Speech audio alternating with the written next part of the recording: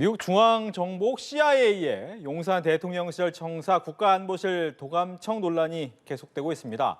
임종인 고려대 정보보호대학원 석좌 교수와 함께 전 세계 첩보 전쟁의 현실, 또 필요한 대책은 어떤 것인지에 대해서 자세하게 이야기 나눠보겠습니다. 안녕하십니까? 안녕하세요. 네. 일단 미국 정부가 한국을 비롯한 동맹국을 도감청했다라는 사실 때문에 파장이 커지고 있는데 처음은 아니에요. 처음 아니죠. 네. 이게 말씀하신 대로 세계는 첩보 전쟁입니다. 그런 상황에서 정보기관이 있는 곳은 상대방의 어떤 여러 가지 정보를 갖다가 파악하는 것이 중요하기 때문에 존재하는 거고요. 네. 미국 대표적인 게 2013년에 10년 전이죠. 스노든이 미국 CIA나 NSA가 대규모 어떤 해킹 도감청을 하고 있다. 이걸 폭로해서 시끄럽지 않았습니까? 그렇죠. 그래서 그 당시 오바마 대통령이 재발 방지 그리고 시스템 개선 이런 걸 약속해서 많이 수그러들었었는데 이번에 갑자기 이런 것이 다시 터져서 많은 사람을 당혹하게 하고 있습니다. 그렇군요.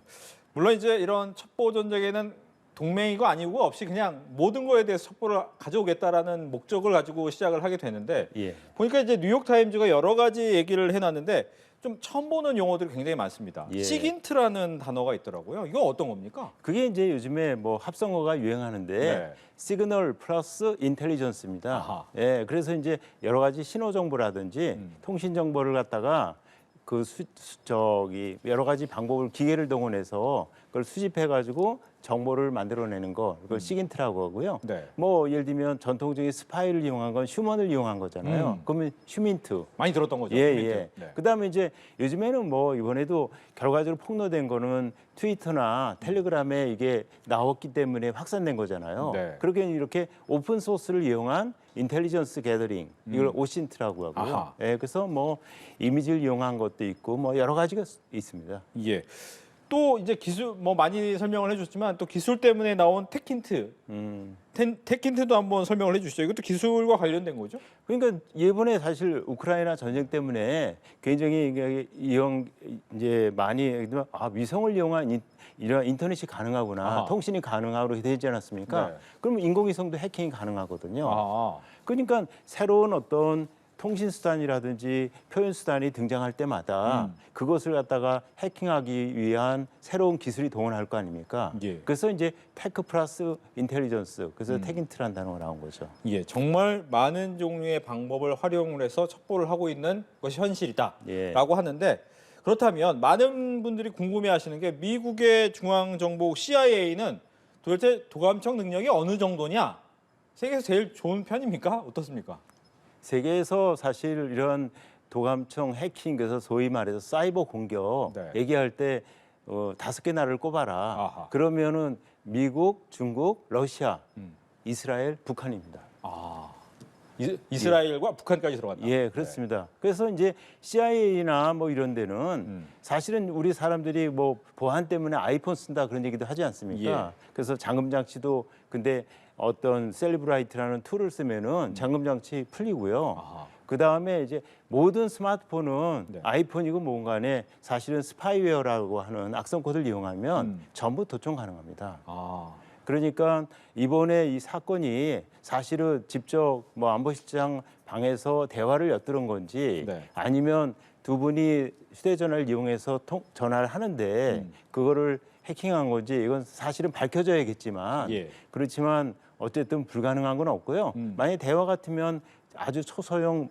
무선 도청 장치가 있거든요. 네. 그것을 누굴 통해서 살짝 뿌려놓으면 근처에 놓으면은 이게 이제 거기서 인터셉트 해가지고 결국은 1km 바깥까지 그걸 전파할 수 있습니다. 아, 그래서 작년에 왜 육군 대위가 네. 사실은 합참에서 결국은 스파이 칩을 갖다가 심어넣어 가지고서는 도청하려고 그러다가 문제가 되지 않았습니까? 그렇죠. 예, 그래서 기술적으로 불가능한 건 없고요. 다만 이제 이렇게 수집된 정보 수집을 하는 의도가 뭐냐, 아하. 그게 굉장히 중요한데 네. 이번 같은 경우에는 결국은 이것이 폭로가 돼가지고 누가 가장 많은 이득을 보느냐 이런 측면에서 굉장히 여러 가지 살펴볼 필요가 있고 현재 러시아가 가장 큰 이득을 보고 있거든요. 예. 예.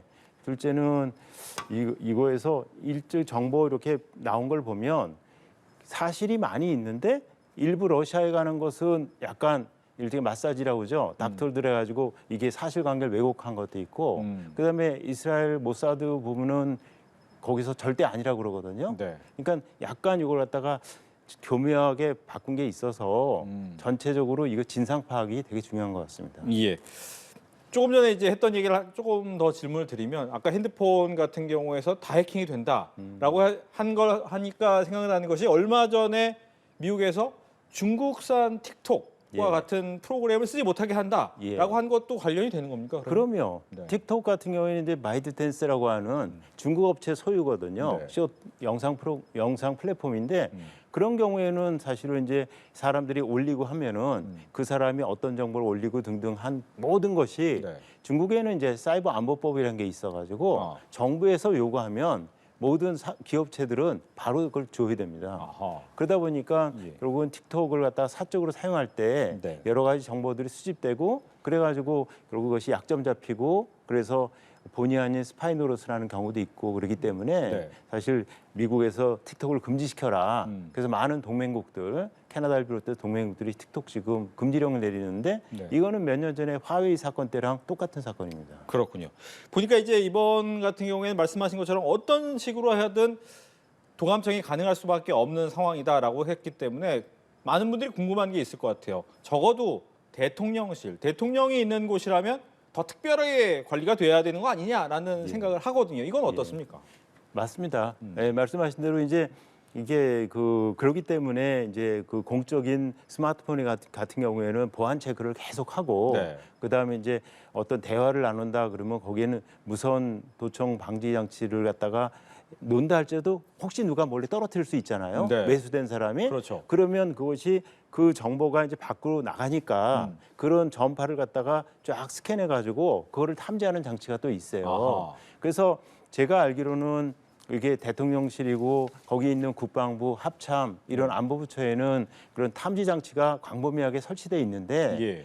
모든 것에 다 할 수는 없으니까 누군가 이제 그 빈틈을 노리고 이 대화가 만약에 해킹한 게 사실이라면 도청한 것이 사실이라면 그것이 설치되지 않은 장소에서 네. 대화가 나눠진 거라고 추정이 되고요. 그러니까 이번에 이제 우리가 만약에 이게 사실이라면 어디서 이것이 도청이 어떤 방식으로 이루어졌는가를 우리가 내부적으로 파악해서 우리의 방어 능력을 향상시키는 거 네. 이게 우선 또 중요하죠. 그렇다면 여기서 궁금한 거 보통 이제 많은 분들이 생각하는 방식 중에 하나가 보통 군 안에는 인트라넷이라고 해서 외부 인터넷을 안 쓰고 안에서만 또 쓰게 돼 있고 와이파이도 잘 안 되게 돼 있는 경우가 많잖아요. 이것도 예. 관련되는 겁니까 그러면? 그냥 아까 말씀인 대로 결국은 이제 작년에 그 합참 사실은 육군 대위가 네. 했던 것도 포이즌 탭이라고 하는 일종의 스파이 칩 같은 게 있어서 네. 슬쩍 꼽으면 그 안에 있는 정보를 쫙 전부 긁어가지고 밖으로 무선으로 보냅니다. 아하. 그러면 뭐 망분리, 인트라넷 이거 다 소용없죠. 그러네요. 그리고 우리 스마트폰 같은 경우에도 네. 저도 사실 명색이 보완하는 사람이기 때문에 네. 여기다가 백신을 5개나 깔고 있는데 관련된 백신을 예. 그렇게 다 유료 백신이 3개나 되죠. 그럼에도 불구하고 예를 들면 작년에 많은 문제가 됐던 게 이스라엘에 네. NSO 그룹이라는 데서 나오는 그 페가수스라는 스파이웨어가 있어요. 네. 그거는 모든 것을 다 뚫습니다. 아. 그렇기 때문에 대신 어마어마하게 비싸죠. 그래서 이제 일부 독재 국가에서 네. 정적들 감시하고 언론인들 감시하는데 그걸 썼어요. 그래서 그렇지만 뭐 이스라엘에서는 괜히 조심해서 수출을 하는데 네. 일종의 그게 무기 아닙니까? 그렇죠. 그러니까 적대 국가나 불법적으로 용도로 쓰일 수 있는 곳에는 수출 통제를 하는데 그럼에도 불구하고 결국 나갔죠. 네. 그러니까 이제 다시 좀 원점으로 돌아가서 문제는 유출은 됐단 말이죠. 근데 유출돼서 과연 누구한테 유리할 것이냐에 대한 고민이 좀 더 필요하다라고 하는데 보니까 우방국 내에서 그럼 이거를 유출이 된 건지 아니면 우방국에 있는 것을 다시 누군가가 해킹을 해서 또 뿌렸을 가능성도 없잖아 있거든요. 이건 어떻게 봐야 됩니까? 일단 제가 여러 가지 보도를 보니까 네. 처음에는 내부에 있는 누군가가 사실은 그 종이로 된 문서를 갖다가 탑시크릿으로 된 문서를 갖다가 접어가지고 살짝 갖고 나와서 아하. 그걸 사진 찍은 것 같아요. 자기 네. 사무실에서. 그래서 그 사진을 보면 어떤 사무실에 있는 개인용품 이렇게 사진도 끝에 보이고 뭐 그런답니다. 그래서 그걸 갖다가 아주 소수의 어떤 채팅방에다 올렸는데 네. 누군가 이제 그걸 발견해가지고 이걸 뭐 디스코드라든지 텔레그램 그래서 대규모로 전파될 수 있는 곳에다 옮기는 바람에 예. 이것이 많이 알려졌고요. 그래서 일단 내부에서 유출된 것 같다. 그것이 이제 공론인데 내부에서 그럼 왜 했느냐? 아하. 그 사람이 의도는 이제 봐야죠. 네. 스노든처럼 그런 의도였는지 아니면 뭐 이번이 보면 동맹국 러시아 우크라이나 전쟁에 대한 동맹국들의 어떤 단일 대우를 갖다 좀 흐트러뜨리는 영향이 있으니까 네. 러시아 쪽에 사주를 받은 스파이인지 그거는 지금 미국 FBI에서 전면적인 수색에 들어갔으니까 예. 찾아봐야 되겠죠. 보통 이제 스노든 같은 경우는 본인이 얘기를 한 거잖아요. 예. 근데 이렇게 얘기하지 않고 누군가가 추적해서 그 사람을 찾아낼 가능성은 어느 정도입니까? 쉽진 않지만 이게 지금 여러 가지 처음 올라온 것이 보니까 사진이 올라왔거든요. 네. 그러면 그 문서를 갖다가 접어가지고 주머니에다 넣고 나와서 자기 방에서 사진을 찍은 거예요. 예. 그렇다고 하면 그날 그 문서에 회의에 참석했던 사람, 그럼 괜히 좁혀지지 않습니까? 그렇죠. 좁혀졌고 그리고 이제 그 사진에 보면 개인용품이 끝에 사진의 끝에 약간 보여요. 그러니까 그 사람들 사무실을 압수수색하고 하면 네. 용의자가 점점 좁혀지지 않을까. 음. 예, 미국에서는 이거는 반역죄다 이렇게 지금 생각하고 있습니다. 그렇군요. 보면 이제 뭐 도감청 때문에 그동안 뭐 예비 이야기가 굉장히 많은데 우리나라 입장에서는 우리나라는 또 보호 스스로를 또 보호해야 되잖아요. 어떤 방법을 더 추구를 해야 됩니까?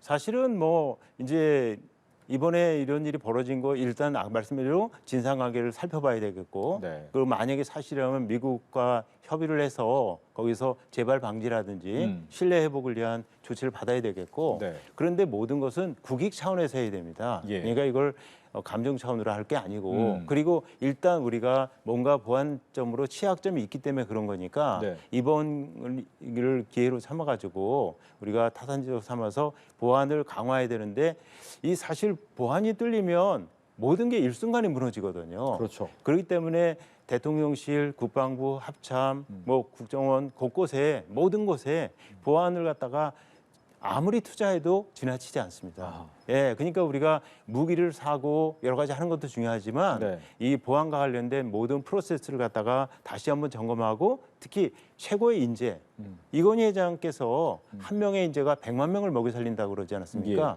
여기서는 최고의 보안 인재를 우리가 어떻게 길러서 잘 운영할 것이냐 아하. 이것이 굉장히 중요합니다. 알겠습니다. 끝으로 궁금해서 나왔던 얘기 중 하나만 더 여쭤보겠습니다. 보니까 일반적으로 좀 미세한 녹음 장치 아니면 수집 장치의 얘기는 가능할 것 같은데 전구의 진동을 가지고도 목소리를 찾아낼 수 있다. 이것도 가능한 얘기입니까? 뭐 불가능한 건 아니죠. 네. 불가능한 건 아닌데 그건 옛날 아날로그 시대 때 그렇죠. 옛날 그 필라멘트가 있던 그런 전구의 그리고 얘기인 이제 뭐 거죠. 유리창이 떨리는 걸 갖다가 레이저 쏴가지고서 한다든지 네. 옛날 박정희 대통령 때 뭐 CIA가 그랬다 얘기 있지 않습니까? 근데 그건 옛날 아날로그 시대 때 얘기고 네. 지금은 아까 말씀대로 대화를 갖다가 도청하고 싶으면 초소형 어떤 장치가 있어가지고요. 네. 그걸 갖다가 내부인 누구를 갖다가 매수해서 그냥 슬쩍 그냥 툭 떨어뜨리면 너무 작아서 안 보이거든요. 예. 안 보이면 미리 이제 회의 스케줄 같은 건 알아야 되겠죠. 그렇죠. 그래가지고 그걸 갖다 하고 다음날 살짝 치워버리면 감쪽같죠. 알겠습니다. 점점점 발전하고 있는 도감청 첩보 전쟁의 현실에 대해서 그리고 대책에 대해서 임종인 고려대 정보보호대학원 석좌 교수와 함께 이야기 나눠봤습니다. 오늘 얘기 잘 들었습니다. 감사합니다.